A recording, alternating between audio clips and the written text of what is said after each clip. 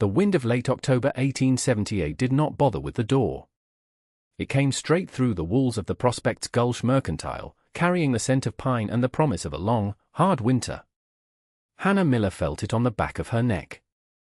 Her hands, chapped and red from lye soap, were clenched around a piece of paper, a list of things she could not afford. Her 6-year-old daughter, May, stood so close her small body was a tremor against Hannah's leg. Across the counter, Mr. Abernathy finished weighing a sack of beans, his movement slow and deliberate, as if he were measuring the worth of the world itself. He did not look at Hannah. He looked at the ledger on his desk, a heavy book bound in cracked leather. He ran a thick finger down a column of numbers next to her late husband's name. The silence stretched until it was thin and sharp. Finally, he looked up, his eyes small and grey like river stones. "The railroad's charity does not extend to my ledger, Mrs. Miller," he said. The words were not loud, but they landed with the weight of a locked door. "Your credit is closed." He turned away to arrange a display of tin peaches, the matter concluded. Hannah stood there for a moment, the list in her hand now feeling like a fool's petition. The wind found another crack in the wall and hissed. Outside, the world was preparing for the cold. Inside, Hannah was being told she would have to face it alone. She looked down at May, then back at the unforgiving line of Mr. Abernathy's shoulders. It was in that moment of profound stillness, surrounded by the scent of sawdust and salted pork, that the first drawing of a strange, impossible structure began to form in her mind. A cabin inside another cabin. A house with 2 walls. Let us know in the comments where you're watching from, as we tell the story of the house that laughter built. Hannah Miller was not the kind of woman Prospect's Gulch understood. The town, nestled in a high mountain valley, had categories for women. There were wives, who ran households with firm, quiet competence. There were mothers, who raised sturdy children for a hard country. And there were widows, who were expected to be pitiable, to fold themselves into the charity of the church or the protection of a new husband as quickly as propriety allowed. Hannah fit none of these. Her husband, Thomas, had been a railroad surveyor, a man who understood angles and stresses, who saw the world as a series of engineering problems to be solved. He had not been in Prospect's Gulch long enough to grow deep roots, but he had been there long enough to build a small, tight cabin on a plot of land nobody else wanted, a windswept bench overlooking the creek. And he had been there long enough to die, caught in a rock slide the previous spring, leaving Hannah with a 6-year-old child and a small crate of books. The books were the problem. They were not Bibles or books of poetry. They were engineering manuals, pamphlets on structural integrity, almanacs filled with weather patterns and geological surveys.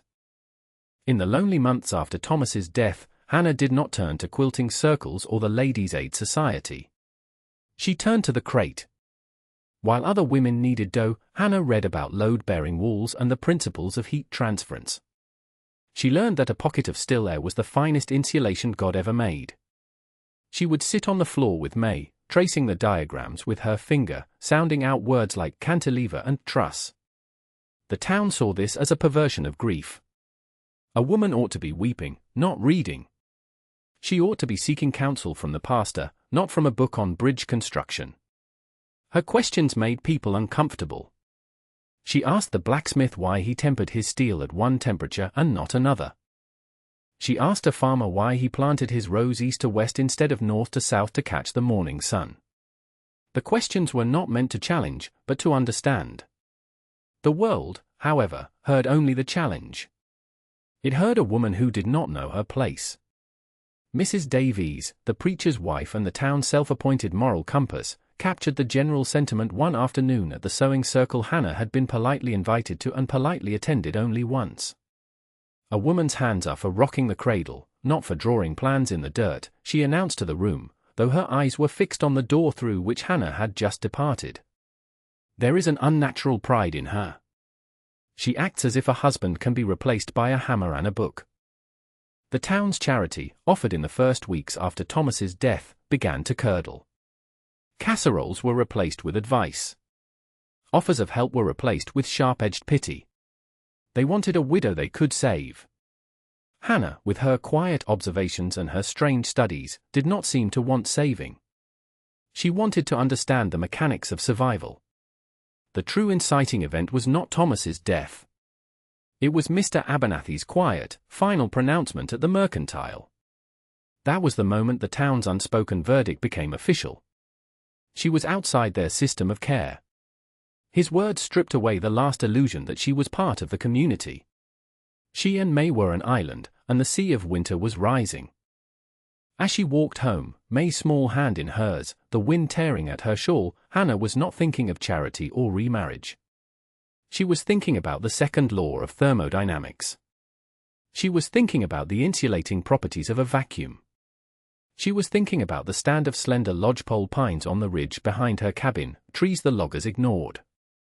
And she was thinking about how to build a wall against the wind, not just of wood, but of air itself. The cold came first as a thief in the night. It stole the warmth from the floorboards. It crept through the chinking in the log walls, a persistent, invisible draft that made the candle flames dance. By the first week of November, the cabin was no longer a shelter. It was merely a place to be cold out of the wind.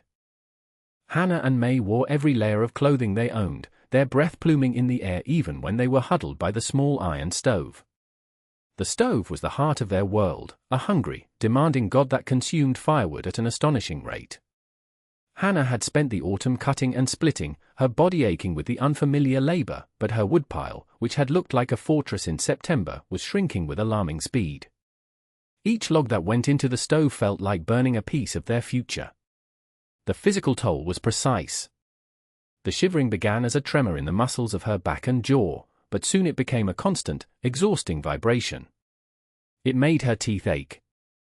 Her fingers, when she came in from chopping wood, would burn for 10 minutes and then go numb, white, and useless. She would have to plunge them into a bucket of cool water, never hot, to slowly bring the feeling back, a process that felt like being stung by 1,000 hornets.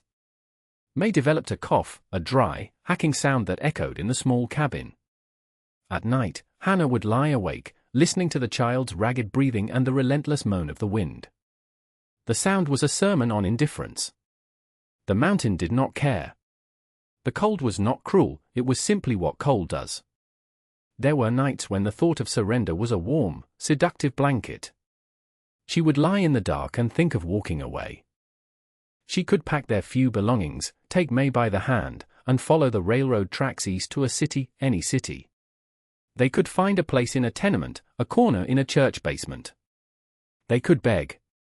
The thought of the warm oatmeal she had seen served at the church mission in a town they'd passed through became a recurring fantasy. It would be a surrender, an admission of defeat, but it would be warm. She would lie there and wonder if this was it, if this cold, dark cabin was where the story of Hannah Miller and her daughter ended, a footnote in the town's history. A cautionary tale. Something always pulled her back. It was never a flash of divine inspiration. It was always something small and practical. One night, as she considered giving up, her eyes fell on the crate of Thomas's books. She remembered a sentence from a pamphlet on Arctic construction: "The enemy is not the cold, but the movement of air." The body, the book argued, could withstand immense cold if it was protected from the wind. The problem was not just the temperature outside, but the cabin's inability to hold on to the heat it generated. Another time, a more immediate problem presented itself. An early, wet snow began to fall, not the fine, dry powder of deep winter, but a heavy, clinging blanket that melted and refroze. Her precious woodpile, stacked against the north wall of the cabin, was getting soaked. Wetwood was a disaster. It sizzled and smoked, producing little heat and filling the cabin with acrid fumes. Burning wetwood was like trying to drink from a leaky cup, most of the effort was wasted. The problem demanded a solution, right now. She had to protect the wood. That was the moment the idea, born in Abernathy's store, became a blueprint. She did not need to abandon the cabin. She needed to build a cope for it.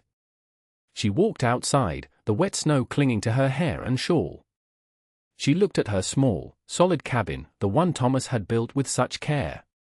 Then she looked at the forest rising behind it, at the hundreds of slender lodgepole pines. They were too thin for a proper cabin, but for a shell, for a second skin, they were perfect. She saw it then, not as a fantasy, but as a series of steps. A foundation of flat stones. Walls raised a few feet out from the existing ones. A simple, sloped roof that would rest against the cabin's own eaves. The space between the two walls would not be empty. It would be a storage space. It would be a woodshed. It would be a pocket of still, insulating air. She did not feel relief. The work ahead was monumental, perhaps impossible. What she felt was something quieter, something that had no name except right. It was the feeling of a key turning in a lock that had been rusted shut for months. She dropped to her knees in the snow, not in prayer, but in assessment. She began measuring the distance with her eyes, calculating the number of logs she would need. The wind howled, but for the first time, she heard it not as a threat, but as a problem with a solution. The cold did not care if she lived or died. And for the first time, Hannah Miller realized she did not care what the cold thought. The work began with a sound the town of Prospects Gulch had not associated with the widow Miller, the steady, rhythmic bite of an axe. Every morning, just after dawn, Hannah would leave May by the stove with a piece of bread and a book, and head for the ridge. The lodgepole pines were straight and true, but felling them alone was a brutal education in physics and endurance. She learned to read the lean of a tree, to cut the wedge just so, to use the wind as an ally. She was not strong enough to muscle the trees down, so she had to be smart enough to persuade them. Hauling the logs was harder. She used the simple block and tackle rig Thomas had left in the small shed, a tool he'd used for lifting railroad ties. With a system of ropes and a patient mule, she could drag one log at a time down the slope to the cabin. Each log represented a full morning's work. The town watched. From their windows and front porches, they saw the lone figure on the hillside, a small woman doing a man's work, and they shook their heads. At the mercantile, the men gathered around the stove called it Hannah's folly, some called it the coffin cabin, speculating that she was building her own tomb. Their laughter was a constant, low murmur on the wind. It did not touch her. She was too busy, too focused on the next log. She laid the foundation first, a perimeter of flat stones she levered out of the creek bed, set about 4 feet out from the cabin's existing walls. Then, slowly, painfully, she began to raise the second skin. She was not a carpenter. Her notches were clumsy, her corners uneven. She could not lift the logs high, so she built in sections, one wall at a time, starting with the north face, the direction from which the winter winds came most fiercely. The structure that rose was strange, ugly, and utterly practical. It looked less like a building and more like a wooden barricade, a crude stockade she was erecting around her home. For chinking, she used a mixture of clay from the creek bank, dried moss, and mule dung, a recipe she read about in an almanac for insulating sod houses on the plains. It was messy, foul-smelling work. She plastered it into the gaps between the logs with her bare hands, the cold mud sucking the warmth from her fingers until they were numb. May helped, bringing her handfuls of moss, her small face serious with the importance of the task.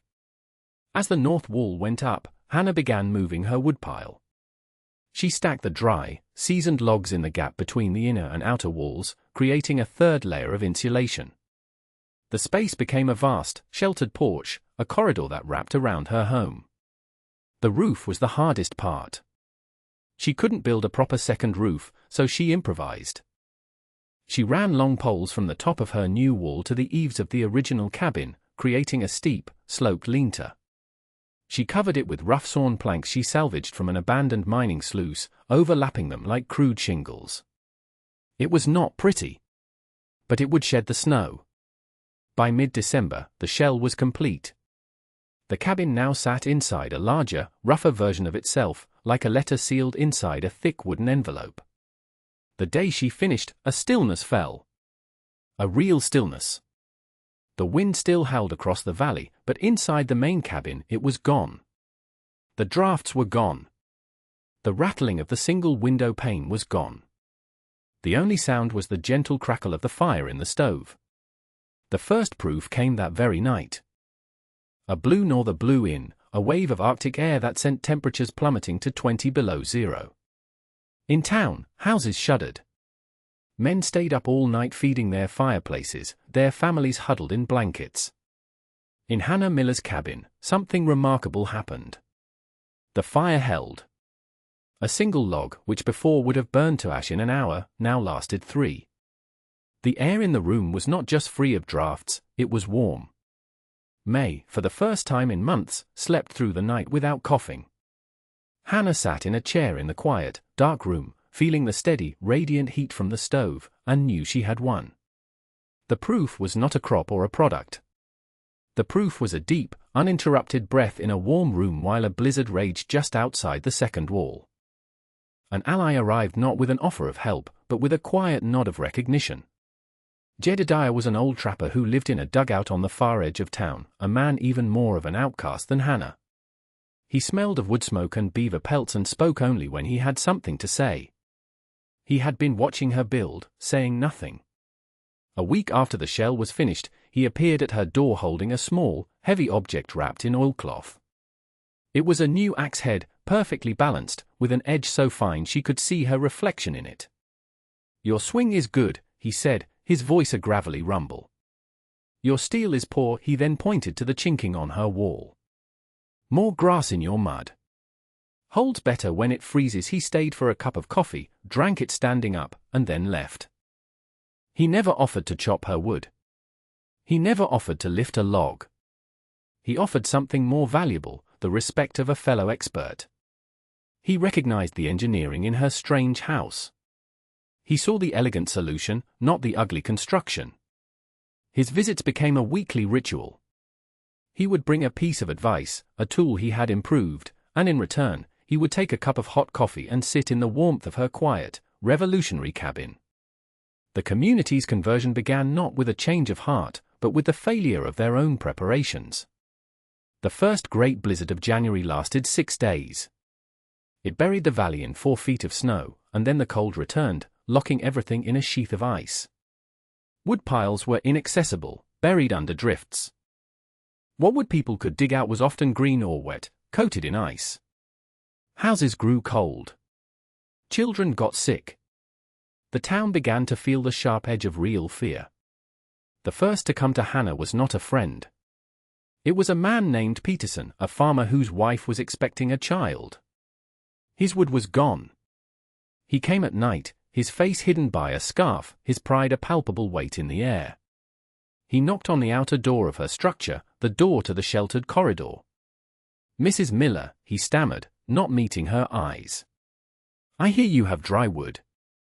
Hannah said nothing. She simply led him into the covered space between the walls. The air was cold, but still and dry.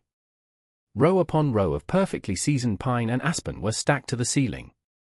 The scent was of dry wood and clean dust. It was the smell of foresight. "I can pay," Peterson said, his voice thick. Hannah named a price. It was a fair price, the same price Abernathy charged when he had wood to sell. The man nodded, loaded a sled, and left, his gratitude a silent thing in the swirling snow. He told his wife. His wife told her sister. Word spread not like wildfire, but like a secret whispered from one cold house to another. They came at night, one by one. The same people who had laughed at Hannah's folly now came to its door, seeking the warmth it held. She sold to them all, never mentioning their mockery, never changing her price. She did not need their apologies. Their presence at her door, their sleds piled high with her dry wood, was apology enough. The laughter from the town had stopped completely. It was replaced by the sound of good, hot fires burning in the hearths of Prospect's Gulch, fueled by the work of the woman they had dismissed. The second storm arrived in February, and it was a different kind of beast. It was not the snow that was the problem, but the ice. A day of freezing rain coated everything in a thick, glittering shell. Tree branches, heavy with ice, snapped and fell, blocking the roads. The railroad tracks glazed over, becoming impassable. The weekly supply train was delayed, then cancelled.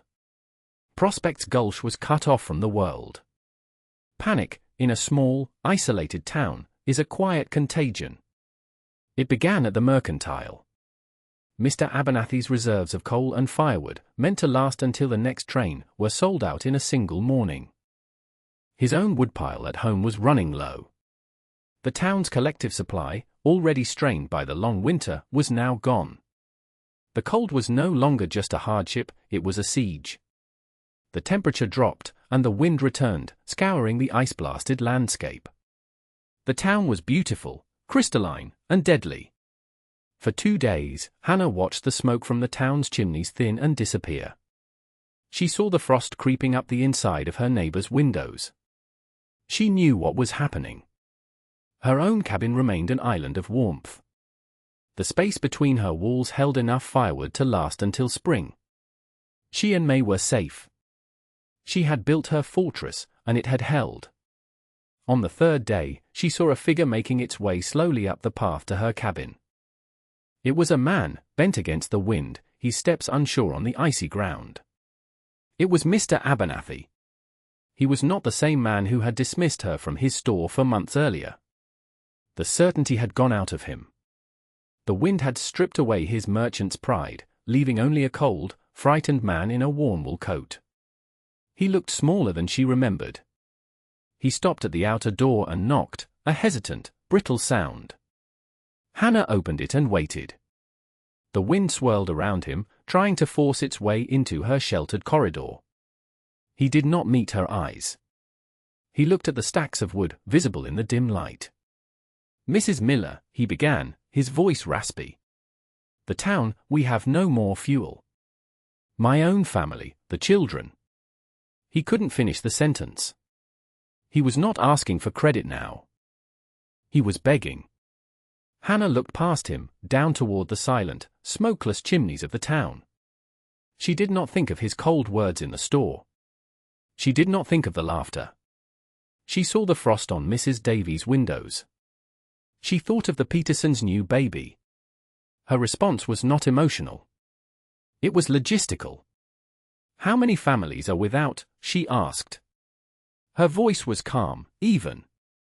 Abernathy looked up, startled by the question. He had expected a lecture, a refusal, a moment of triumph for her. He had not expected a problem-solving question. "All of them," he said, his voice barely a whisper. 27 families. Hannah nodded slowly, her mind already working. "My mule can't haul enough on this ice," she said, thinking aloud. "We'll need men. Sleds. We can start with the families with young children." She turned and pulled a heavy log from the nearest stack. "This is aspen. It burns hot and fast. Start with this. The pine will hold a fire overnight." She was not gloating. She was not demanding an apology. She was organizing a relief effort. The power in the valley had shifted completely, and the only person who did not seem to notice was Hannah Miller herself.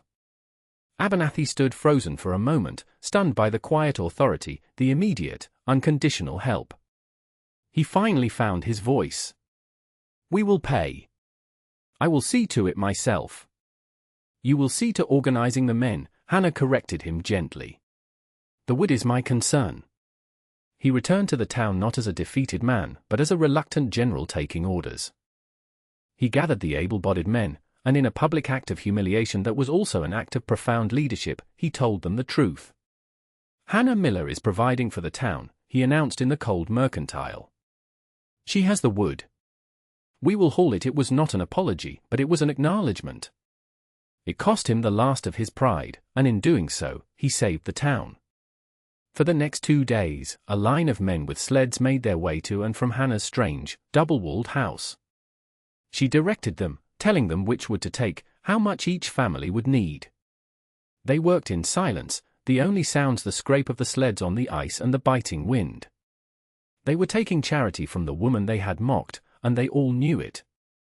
Later that week, after the thaw came and the train finally got through, Hannah found a small package on her doorstep. Inside was the ledger from Abernathy's store. He had torn out the page with her husband's account.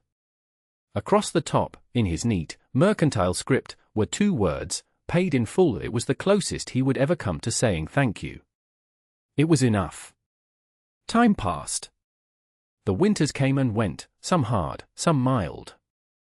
The story of Hannah's folly became the story of the Miller house. The strange, ugly structure became an object of respect, then of imitation. Other settlers, building in high, windy places, began to build with a gap, a sheltered space for wood and for warmth. Hannah never preached her method, she simply lived it. She taught anyone who asked, showing them how to orient a house against the wind, how to mix the chinking, how to stack the wood so the air could move through it. May grew up in the warm, quiet cabin, a child who never knew the bone-deep cold her mother had fought. She learned about angles and stress points not from books, but from her mother's hands. She married a good man, a carpenter, who looked at the double-walled house not with confusion, but with professional admiration. They raised their own children there, adding a room, shoring up the outer wall, replacing the rough roof with proper shingles, but always preserving the essential design. The house grew with the family. Hannah grew old. Her hands, once chapped and sore, became gnarled with arthritis, but they were never idle. She died on a mild afternoon in early spring, sitting in her favorite chair on the sheltered porch between the walls. She was 82. A cup of chamomile tea was still warm on the small table beside her. In her lap was a small tin box filled with saved seeds for the summer garden. From inside the main cabin, she could hear the sound of her grandchildren laughing. She looked like a person who had just finished a long and satisfying book. Her legacy was not written in stone, but in the warmth of homes across the high country. That first winter, she saved 27 families. Over her lifetime, she taught her method to hundreds. Her headstone in the small town cemetery, placed next to her husband's, was carved with a single, short sentence, requested by her daughter May. It did not say a beloved mother or faithful wife. It said, Hannah Miller. She kept the fire. There is a space between the world's wall and your own. A quiet, sheltered corridor where you can store what matters, a place to keep the essential things dry when the weather of the world turns against you. Perhaps you have been told that the thing you are building is foolish. That your strange idea, your unconventional solution, makes no sense.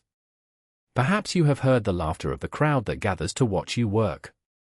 They are looking at the walls. You are focused on the space between them. You know that this is where survival lies.